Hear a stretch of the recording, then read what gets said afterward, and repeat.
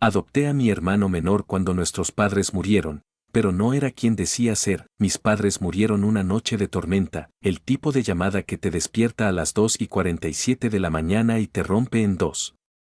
Choque frontal, muertos en el acto, el auto destrozado, nadie a quien culpar más que al destino y a la lluvia. Tenía 26 años, trabajaba desde casa, sin pareja, sin hijos, era el hermano mayor, y de pronto, el único responsable de Leo. Leo tenía 10 años, era callado, extrañamente maduro para su edad, de esos niños que te miran sin parpadear y te dan respuestas que no sabes de dónde vienen. Siempre fue raro, pero pensábamos que era parte de su personalidad. Introvertido, solía hablar solo, jugar en rincones oscuros, dibujar cosas extrañas, pero uno no juzga a un niño por sus rarezas cuando está en duelo, así que lo llevé a casa, firmé los papeles, me convertí en su tutor legal, y desde el primer día, algo no encajaba.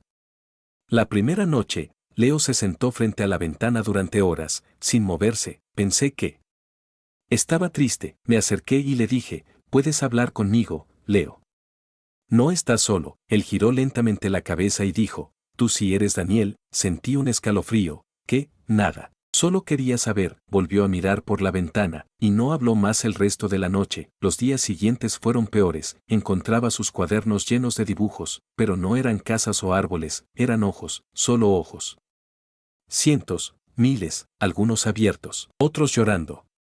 Uno, sangrando. Intenté preguntar, me dijo que era un juego, que mamá le había dicho que si dibujaba los ojos, ellos lo seguirían viendo desde donde estuvieran. Me pareció una metáfora infantil del duelo. Hasta que vi uno de los ojos dibujado exactamente como el tatuaje que tenía mi madre en el tobillo, y otro, con la cicatriz que tenía papá en la ceja derecha. Empecé a tener sueños raros, puertas que se abrían solas.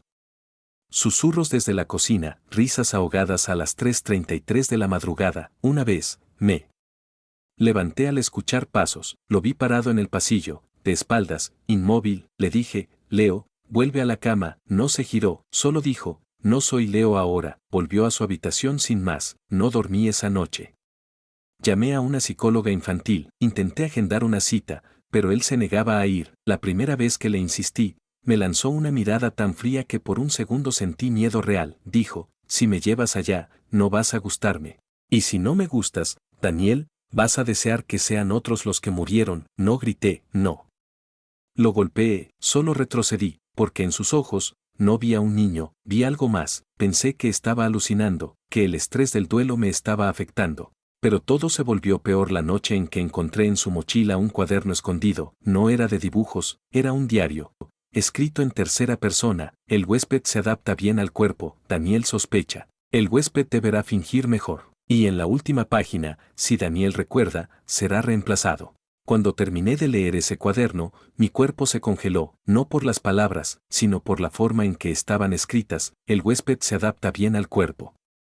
Daniel sospecha. Si Daniel recuerda, será reemplazado. No era un juego, no era una fantasía, no era lenguaje infantil, era un informe. Como si alguien más estuviera observando desde adentro. Corrí a su cuarto. Él no estaba dormido, estaba sentado en su cama, mirándome entrar, como si me hubiera estado esperando. «¿Qué es esto?», le pregunté, mostrando el cuaderno. «¿Qué significa esto, Leo?». Él no respondió, solo ladeó la cabeza. «¿Qué hiciste con mi hermano?». Silencio, y luego, algo peor que cualquier respuesta, «¿Recuerdas la caja azul que enterraste en el patio cuando tenías 9 años?».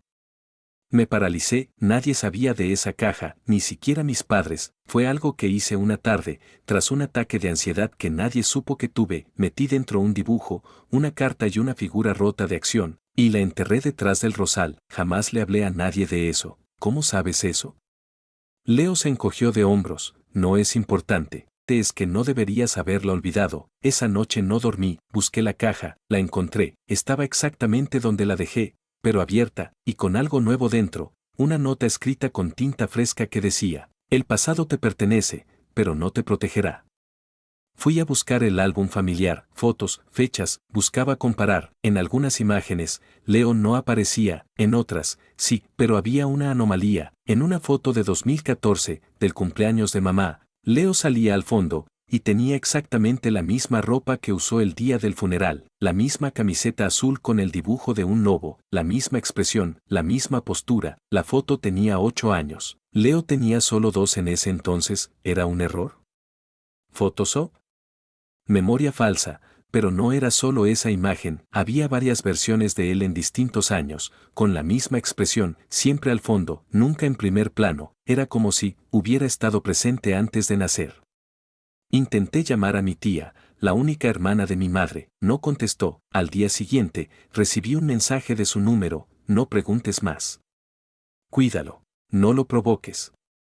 Le respondí, llamé de nuevo, nunca volvió a contestar. Ese mismo día, Leo me dijo mientras desayunaba, la tía Marta dice que no deberías buscar cosas que papá y mamá enterraron. No lo dijo como una amenaza, lo dijo como un dato, como si ella se lo hubiera dicho esa mañana. Hasta ese momento, yo seguía intentando aplicar lógica a todo. Pensaba, tiene que haber una explicación racional. Un error en los registros, una travesura oscura, un trauma mal gestionado, pero una parte de mí, la que se activó cuando Leo dijo lo de la caja, sabía que no estaba lidiando con algo normal. Fui al cuarto de papá.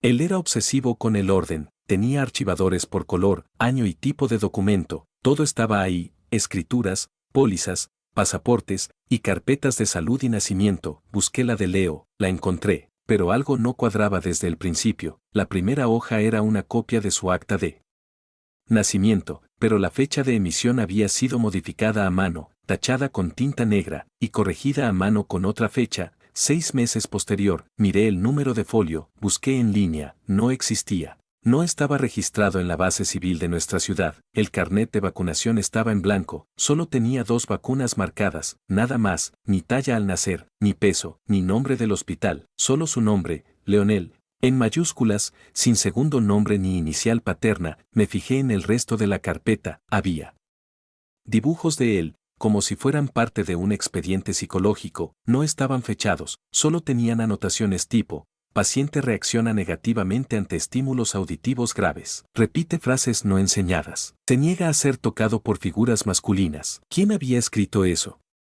¿Mis padres? Una psicóloga. Nada lo indicaba, lo único claro era una hoja con una advertencia en rojo al pie de página, no forzar integración completa. El huésped necesita neutralidad emocional para estabilizarse.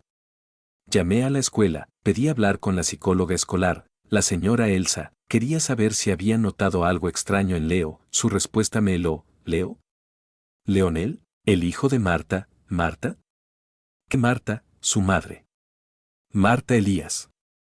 Él está con ustedes ahora, ¿verdad? Después del traslado, perdón, usted dice que Leo es hijo de mi tía, claro.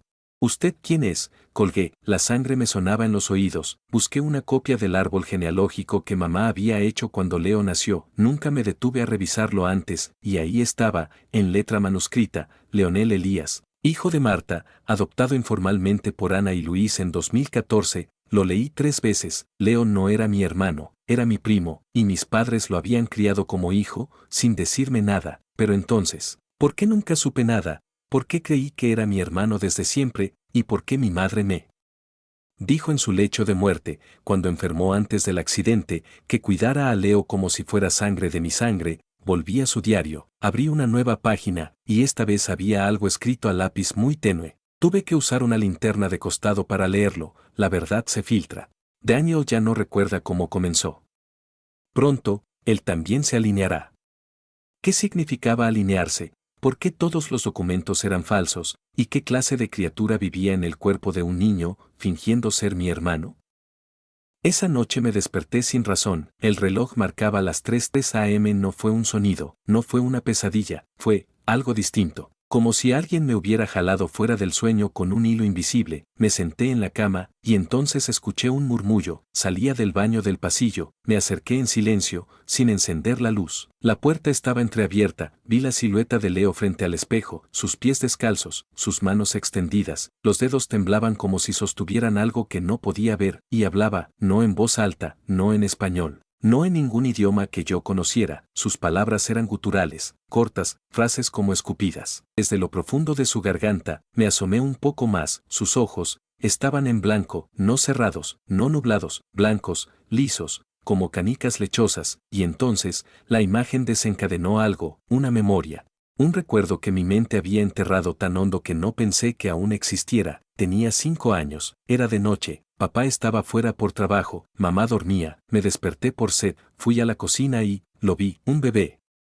En el suelo, frente al espejo del pasillo, gateaba, pero no como un bebé normal, sus movimientos eran angulosos, no usaba las rodillas, sus brazos se arqueaban al revés, y murmuraba cosas, sonidos que me daban náuseas. Recuerdo haber llorado, mamá me encontró y me llevó a su cama, me dijo, no vuelvas a mirarlo cuando habla solo. No lo interrumpas, no lo despiertes. Yo, olvidé todo eso, hasta ahora. Leo dejó de hablar y giró la cabeza, sabía que lo estaba mirando, no me miró directamente, solo sonrió, como si esa escena fuera un juego compartido, y dijo, muy claro, lo recuerdas, ¿verdad? Cerró la puerta, no lo vi salir, me encerré en mi cuarto hasta el amanecer. Al día siguiente, fui a la parroquia del barrio, no por fe, sino porque recordé que mamá solía ir allí cuando Leo era bebé. El sacerdote actual no la conocía, pero me refirió con uno de los archivos antiguos, y ahí encontré una entrada de 2014, escrita por el sacerdote anterior. Ana Elías solicita bendición privada para el menor Leonel. Muestra temor, presencias. Describe episodios nocturnos. No permite bautismo, pero pide salmo de protección. Te entrega copia del Salmo 91 escrito a mano. Saqué copia de ese documento, temblaba, volví a casa, Leo me esperaba en la sala, jugaba con bloques de madera, me miró y dijo, buscando respuestas en iglesias, Daniel, no pregunté cómo lo sabía, no valía la pena. Lo miré, y sentí algo que jamás creí que sentiría por un niño. Terror, no porque fuera malo, sino porque ya no podía negar la verdad. Eso que estaba frente a mí no era un niño. La caja fuerte de papá estaba escondida tras un panel de madera en su armario, pero lo que no sabía, lo que nunca imaginé, era que había una segunda caja más pequeña, empotrada dentro de la primera, solo se abría con una llave distinta, y esa llave estaba pegada al reverso de una foto familiar. Nunca lo habría notado si no hubiera visto la esquina desgastada. Cuando abrí esa segunda caja, encontré tres cosas: un crucifijo ennegrecido, un sobre cerrado con mi nombre escrito a mano, un relicario con una foto borrosa de un bebé, pero los ojos del niño estaban tachados con tinta roja. Temblaba, tomé el sobre, la letra era de mi madre, lo abrí, y esto fue lo que decía: Daniel, si estás leyendo esto, es porque ya pasó lo que tanto temí, porque lo que protegimos durante años, despertó. No quiero que pienses que fuimos cobardes. Fuimos padres. Hicimos lo que pudimos. Leonel no nació en esta familia. Llegó como herencia, como carga, como deuda. Marta lo encontró en un ritual que nunca debió presenciar. Lo trajo a casa cuando era apenas un feto. Nadie sabe quién es el padre. Pero yo sí sé quién es la entidad. No es humano, Daniel. Nunca lo fue, y lo peor es que te eligió a ti desde el principio. Si decides seguir cuidándolo, perderás todo. Si decides alejarte, te perseguirá. Pero hay una tercera opción: no lo mires dormir. No pronuncies su verdadero nombre. No le respondas si te habla con otra voz, y por sobre todo, nunca le digas que lo entendiste. Eso lo libera. Terminé de leer, y vomité, no por la carta, sino porque en ese momento escuché, desde la habitación de Leo, su voz, pero no hablaba solo, había dos voces, una aguda y otra profunda, como si viniera desde el fondo de un pozo. Fui hasta la puerta, estaba entreabierta, Leo estaba de espaldas, pero su reflejo en el espejo me miraba, y sonreía. No sabía qué hacer. Intenté huir esa noche, tomé mis cosas. Corrí al auto, encendí el motor. Leo estaba en la acera. Como llegó ahí, solo me dijo: no puedes irte sin despedirte. Lo ignoré, aceleré, y todos los semáforos en mi camino se pusieron en rojo al mismo tiempo, 5 cuadras seguidas, como si algo quisiera detenerme, y en cada intersección, veía su silueta, Leo, de pie, mirando, esperando. Volví, no porque quisiera, sino porque entendí que huir ya no era una opción. Tenía que entender, tenía que recordar, tenía que enfrentar lo que mis padres me ocultaron durante toda mi vida. El sótano de nuestra casa llevaba cerrado al menos 10 años. Mis padres decían que tenía humedad, que era peligroso, que no había nada útil ahí. Yo lo había olvidado, como todo lo demás. Hasta esa noche, me quedé despierto. Fingí dormir. Vi a Leo salir de su cuarto alrededor de las 2:40 am descalzo, silencioso. Lo seguí, pisaba como si flotara. No giró la cabeza en ningún momento. Llevaba una linterna pequeña en la mano, pero no la encendía. Caminó por el pasillo, pasó la cocina, y llegó a la puerta del sótano, una puerta que siempre creí sellada. Leo puso su mano sobre la madera, susurró algo, un clic seco sonó desde adentro. La cerradura se abrió sola, descendió, y yo lo seguí. El sótano olía a tierra vieja, metal oxidado, y algo más, incienso, pero uno extraño, casi salado, como si el mar hubiese dejado un secreto allí abajo. Las paredes estaban cubiertas con símbolos tallados, círculos, ojos, dientes, había velas apagadas, pero frescas, y en el centro, una alfombra vieja, con una mancha circular oscura que no era pintura. Leo se arrodilló, se quedó quieto, y entonces empezó a hablar, pero no era su voz, era la otra, la profunda, la que escuché esa noche en su habitación, y dijo algo que entendí, porque era en español. Gracias por venir, Daniel. El ciclo no puede continuar sin tu presencia. Mi garganta se secó. Leo se giró, sus ojos estaban completamente negros, no blancos, negros como tinta. Me dijo, ¿quieres saber por qué tú? Asentí. La voz habló otra vez, pero no salía de su boca, venía del cuarto. De todas partes, porque fuiste el primero en aceptar la mentira, fuiste el que olvidó, el que protegió, el que cerró los ojos cuando escuchó el llanto, y siguió caminando. Imágenes cruzaron mi mente. Yo, a los 7 años, en ese mismo sótano, con mis padres, una figura sobre la alfombra, alguien lloraba, papá sostenía una vela, mamá cantaba, y yo me tapaba los oídos. Leo dijo, tú me ayudaste a llegar. No lo recuerdas, pero fuiste parte del ritual. Caí de rodillas, mi cabeza latía como un tambor, el suelo parecía moverse bajo mis pies. Leo se acercó, me tocó la frente, y todo se nubló. Desperté en mi cama. Eran las 4:06 am. Mi ropa olía a tierra húmeda. Corrí al sótano, la puerta estaba cerrada, la cerradura, oxidada, como siempre, sin rastro de uso. Era como si nada hubiera ocurrido, como si todo hubiera sido un sueño, pero en mi mano derecha tenía una mancha negra, y en el bolsillo de mi pantalón, un dibujo. Era Leo, de niño, parado al lado de mí, sosteniéndome la mano, y detrás de nosotros, una sombra sin rostro. Después de lo que vi en el sótano, entendí que mi única salida era buscar respuestas fuera de mi familia, alguien que no tuviera razones para mentirme, alguien que supiera lo que mis padres nunca se atrevieron a contarme. Recordé un nombre que mi madre murmuraba en sueños cuando estaba enferma, Doña Mirta. La había mencionado una vez, en voz baja, como quien pronuncia algo prohibido. Mirta dijo que el cuerpo no aguantaría más. La busqué durante días, en grupos locales, registros de comunidad, foros oscuros, hasta que encontré una dirección en los límites del pueblo viejo, una casa sin ventanas, sin timbre, con puertas dobles de madera rajada. Toqué, esperé, una voz ronca dijo, Daniel, entra. No le había dicho mi nombre, ni lo había escrito en ningún lugar, pero obedecí. Doña Mirta era una mujer pequeña, delgada, de piel grisácea como piedra, sus ojos parecían ver más allá de lo que existía. No me ofreció asiento, solo señaló una silla. Él ya despertó, ¿verdad?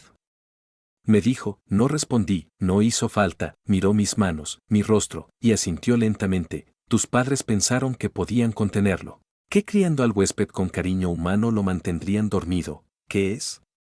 Le pregunté. Ella sonrió, sin dientes, algo más viejo que la culpa. Más antiguo que el lenguaje. No tiene nombre, solo voluntad. Le conté lo del diario, la carta, el espejo, el ritual. Me escuchó en silencio. Luego dijo, él no quiere quedarse en ese cuerpo, solo lo usa como puente. ¿Hacia qué? Hacia ti. Silencio. Tú lo trajiste, Daniel. Tú abriste la puerta. Era un niño, lo era. Hasta que tú pronunciaste su nombre en aquel ritual. Lo llamaste, lo recibiste. La cabeza me daba vueltas. Entonces, yo soy el siguiente, eres el destino final. Me dio un espejo, ovalado, pequeño, cubierto con un paño negro. Mírate esta noche, cuando él esté dormido. Si tu reflejo parpadea fuera de ritmo, ¿qué significa? Que ya empezó. Esa noche, Leo durmió profundamente, respiración tranquila, sin murmullos. Fui al baño con el espejo, cerré la puerta, encendí la vela que me dio Mirta, quité el paño, y lo miré. Durante 5 segundos, todo normal. Al sexto, mi reflejo sonrió. Yo no lo tiré al suelo, se rompió en 1000 pedazos. Desde el cuarto, escuché la voz de Leo gritar, no lo rompas. Él estaba mirando. Corrí a su habitación, estaba despierto, de pie, y sus ojos no eran negros, eran los míos. En la parte 8 te contaré el final, lo que tuve que hacer para cerrar el ciclo, la última conversación con Leo. Y la elección que nadie debería enfrentar, salvar tu cuerpo, o salvar tu alma. Después del espejo, no hubo más negación. Leo, o lo que fuera que habitaba su cuerpo, ya no fingía, y yo, estaba perdiendo la batalla. Pasaba frente al espejo y mi reflejo sonreía sin razón, comenzaba frases que no recordaba haber empezado, despertaba con marcas en el brazo, líneas, símbolos. Una mañana encontré una frase escrita en mi pared, con carbón, el cuerpo recuerda.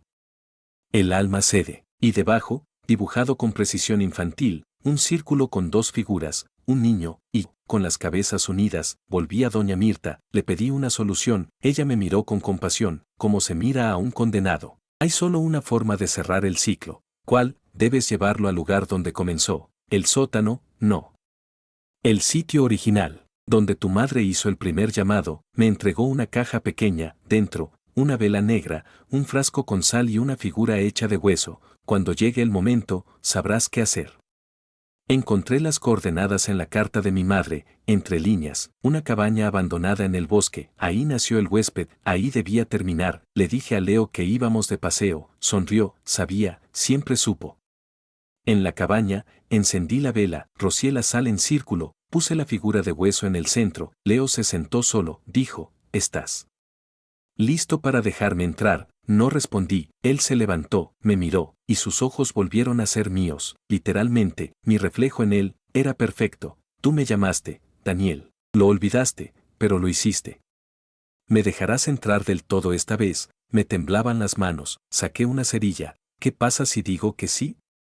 Pregunté, serás eterno. Pero no tú, y si digo que no, desaparecerás. Y yo buscaré otro cuerpo. Quizá, uno de tus futuros hijos. Silencio, respiré hondo, y lancé la figura de hueso al fuego. Gritó, no Leo, la cosa dentro de Leo. Leo se cayó al suelo, se retorció, el fuego cambió de color, la sal se alzó en espiral. El aire se volvió denso como miel, y entonces, silencio, desperté en la entrada de la cabaña. Leo dormía a mi lado, lo llevé al hospital, estuvo 3 días en coma. Cuando despertó, me miró, y lloró.